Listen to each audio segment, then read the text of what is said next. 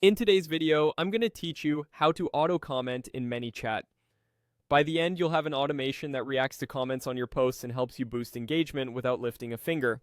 Make sure your Facebook or Instagram account is already connected to your ManyChat workspace so the options we're about to use are available. Start by opening ManyChat and heading to the Home tab. This is your central dashboard and a good place to confirm you're in the correct workspace and channel. From there, move into the Automation section.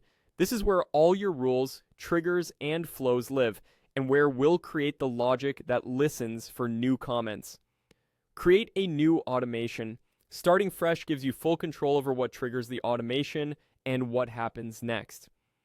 Choose Start from Scratch so you're building exactly what you need for auto-commenting rather than adapting a pre-built template that might include extra steps you don't want.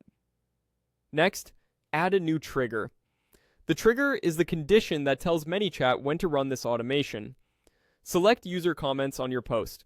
This option listens for comments on your connected page or profile's content and is the foundation of an auto-comment workflow. Now choose where this trigger should apply. Click on Specific Post to bring up the targeting options, which is helpful if you want to focus on a single campaign or promo. For broader coverage, select any posts. Using any post means the automation can respond to comments on all your content under the connected channel, which is perfect for always-on engagement. Refine when the automation fires based on what people write. Open the condition that says comment contains any words, then switch it to specific words. This lets you control which comments actually trigger the automation, avoiding accidental replies to unrelated messages. Click plus keyword and add your sample word for the comment. Think of terms your audience naturally uses, such as info, details, or a campaign-specific keyword. Use short, common variations and avoid punctuation to keep matching reliable. You can add multiple keywords here to cover different ways people might ask for the same thing. Finally, click Save.